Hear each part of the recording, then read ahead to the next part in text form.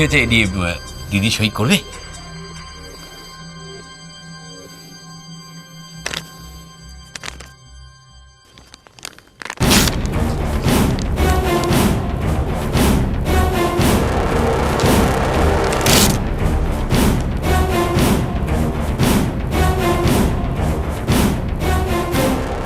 দিদি বারবার একই ভুল কেন করে কে জানে।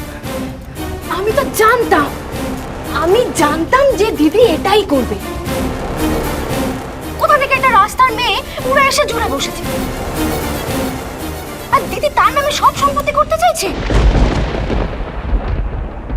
রানী, কি হচ্ছে কি দেখছো? এডি আপসেট, এসব কথা তোলার কি মানে? উনি কি বলছিলেন? না মানে ঝিলিক যখন এটা করার সাহস পেয়েছিল তখন তো তুমি এখানে ছিলে না। এখন তো এসে গেছে, এখন আর চিন্তা কি? আমার সবটা জানা দরকার, আপনি ডিটেলসে বলুন।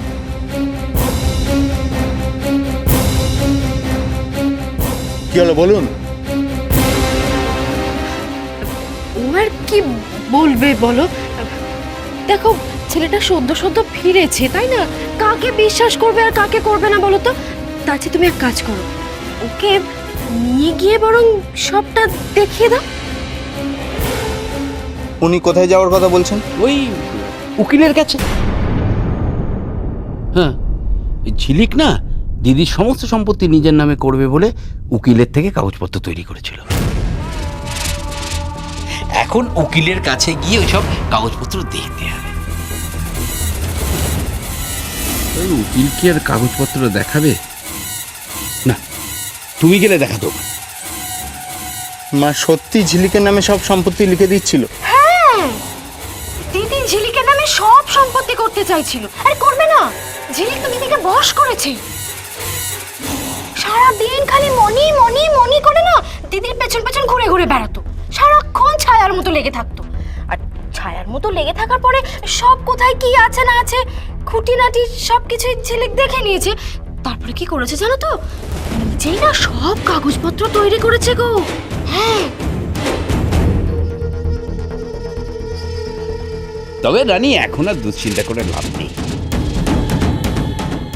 এডি ফিরে এসছে, দিদিকে ঝিলিক আর নিঃস্ব করতে পারবে না। ঝিলিক পিকে দিয়ে সব কাগজে সই করিয়ে নিত। ঠিক বলেছে, একদম ঠিক কথা বলেছে। জানো তো, মানে আমরা তো ছিলাম বলে করতে পারিনি, তাই না? এডি কি ভাবছো? অখিল বাবু, কাল সকালে আমরা উকিলের কাছে কখন যাচ্ছি? যাবো।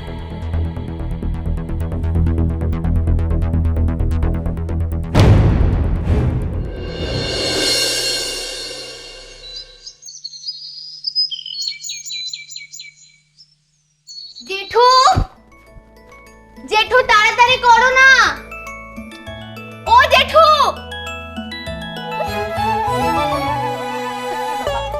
জেঠু, জেঠু একটু তাড়াতাড়ি করবে। এই কি হয়েছে রে? কি হয়েছে? ডাকাডাকি করছিস কেন? কি হয়েছে? তুমি না বললে সকাল সকাল জেঠিরা চলে আসবে, কোথায়? এখনো তো আসছে না। এই কথা জানার জন্য আমায় ডেকেছিস? হ্যাঁ। ঠিক আছে, আমি চললাম। চলে মানে? আরে কোথায় যাচ্ছ তুমি? বাজারে যাবে না? তোমার মনে নেই মাসি রাত্রিবেলা বললো যে তোমাকে বাজার থেকে মাছ আনতে হবে, তুমি ভুলে যাও কেন? খালি বকছিস না আমাকে। বকার জন্য পৃথিবীতে একটাই লোক আছে, জেঠু। আরে বাজার যাবো কি করে? তোর মাসি কি আমার ফর্দটা দিয়েছে? যাবো? হ্যাঁ, এই যে দাদা, ফর্দ। এই এতক্ষণে ফর্দটা পেলাম। দেখি কি আছে। আলু, কাঁচা লঙ্কা, পেঁয়াজ, ইলিশ মাছ। এই মাথা খারাপ নাকি? ইলিশ মাছ আনা যাবে না। ইলিশ মাছ খাওয়া এখন খারাপ, পেট খারাপ হবে। একদম না। কিন্তু দাদা নীল ইলিশ মাছ খেতে ভালোবাসে তো, আমি তো ভেবেছি আজকে নিজের হাতে ওকে রান্না করে খাওয়াবো। ব্যাস, তুমি ভেবেছো নীল দাদাকে রান্না করে খাওয়াবে? আর কিচ্ছু ভাবা দরকার নেই, তুমি এখন বাজারে যাও, গিয়ে ইলিশ মাছটা নিয়ে এসো। এই চুপ করতে, যা বুঝিস না তাই নিয়ে কথা বলিস না। প্রতিমা শোনো শোনো শোনো, ইলিশ মাছের বড্ড দাম এখন, মানে বুঝতে পারছো না কেন? হ্যাঁ, ধরো, কি হলো? এক্ষুনি বাজার। আর কোনো কথা না, বাজার আরে যাও। কথাটা বোঝার চেষ্টা করবি তো। আশ্চর্য, ইলিশ মাছ অস্বাস্থ্যকর, তারপরে এত দাম, কেনার কোনো মানে হয় নাকি? শুধু শুধু অস্বাস্থ্যকর দাম আমি সব মানলাম, কিন্তু তোমাকে যে এখন ইলিশ মাছটা আনতে যেতে হবে। কি আশ্চর্য? তুমি এত কিপটা কেন হয়ে গেছো বলতে পারো? এই দেখ। তুমি এক্ষুনি যাবে, গিয়ে ইলিশ মাছটা নিয়ে আসবে, ব্যাস। ঝিলিক দিদি কে কে এটা হবে তো? দেখি। এটা কি রে? এই সাবল এনেছে কেন? হ্যাঁ হ্যাঁ হবে। ওয়েল ডান ভাই, তুই এক কাজ কর, এটা নিয়ে গিয়ে ওদিকে রেখে আয়, যা। এই শোন, এগুলো নিয়ে কি করবি তোরা? কেন নিচ্ছিস সেগুলো? তোমাকে এটা নিয়ে এখন ভাবতে হবে না, এটার কাজ যখন হবে তখন তো দেখতেই পাবে। আচ্ছা জেঠু, তুমি এক কাজ করো, তুমি বরং জিজ্ঞেস করো গিয়ে জেঠিক আর নীল দাদা কোথায় আছে, তুমি একটু খবর নাও। আবার এই আমি বাজার চললাম। দাদা দাদা দাদা, ভয় পাওয়ার কোনো কারণ নেই। আমি দীপুকে পাঠিয়েছি ওদের নিয়ে আসার জন্য। দীপু কাকা কেন? মেশো যাওয়ার কথা ছিল না? হ্যাঁ, কথা তো ছিল, কিন্তু ওই যে সকালবেলা একটা জরুরি কাজ পড়ে গেল, তাই আমি দীপুকে পাঠালাম। বাহ, খুব ভালো করেছো জেঠু। তুমি বরং নীল দাদা অথবা জেঠিকে খোঁজ নাও যে ওরা আর কত দেরি হবে ওদের আসতে। প্রতিমা এখানে থাকাটা ঠিক হচ্ছে না, বুঝেছো তো? একের পর এক অর্ডার করে যাচ্ছে, আমি ইলিশ মাছ আনতেই চললাম বাজারে। ভালো লাগে না। ও মাসি, তুমি বলো না ওরা আর কত দেরি হবে ওদের আসতে? আমার তো আর তরই সইছে না, কখন এই পুরো পরিবারটাকে আমি একসঙ্গে দেবো। আমার আর ভালো লাগবে না, বলো না কত দেরি আচ্ছা ওদের বাবা, আসতে। ঠিক আছে, তুই একটা কাজ করলেই তো পারিস।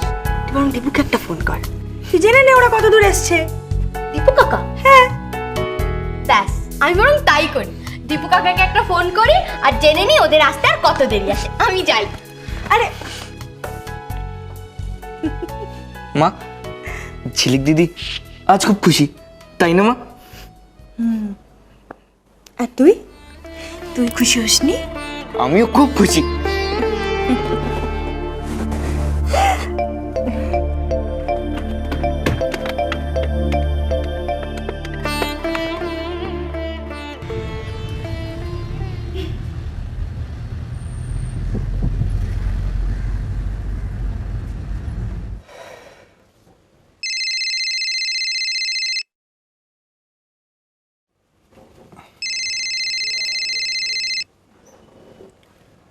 হ্যাঁ বল।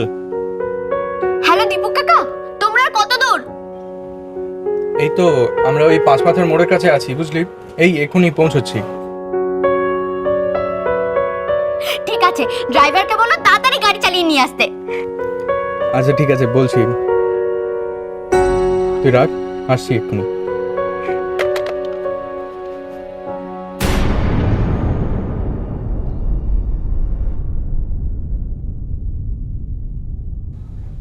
কে ছিল দীপু? ঝিলিক না? হ্যাঁ। সত্যি এতদিন পর মেয়েটাকে এভাবে দেখতে পাবো ভাবতেই পারিনি। তাছাড়া ও যে এভাবে আমাদের বাড়িটা ফেরত দিয়ে দেবে এই কথাও তো আমরা ভাবিনি।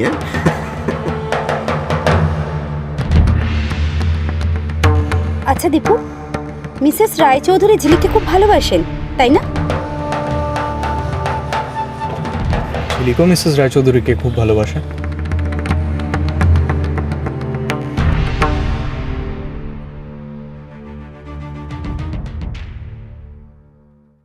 সেদিনের পর তো মনিও আমার কোনো খোঁজ নিল না। মনিকে একবার ফোন করব। আদিত্য বাবু তো এখন চলে এসছেন, এখন নিশ্চয়ই মনির কাছে ফোন আছে।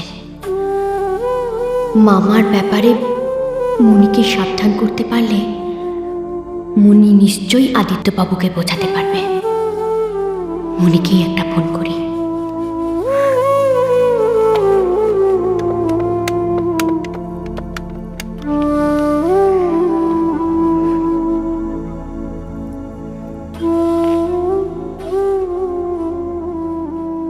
মনির ফোন এখনো বন্ধ? তার মানে কি মনি এখনো হাতে ফোন পায়নি? আচ্ছা, আদিত্য বাবু উনি তো এসছেন দুদিন হলো, এখনো তাহলে কি আদিত্য বাবুকে নিয়ে মনি এতটাই ব্যস্ত? ঠাকুর ঠাকুর তুমি আর যাই করো, মনিকে আর তুমি কোনো কষ্ট দিও না। মনকে তুমি ভালো রেখো ঠাকুর। মনি আমার খোঁজ না নেয় না নিক, কিন্তু মনিকে আর কষ্ট দিও না তুমি।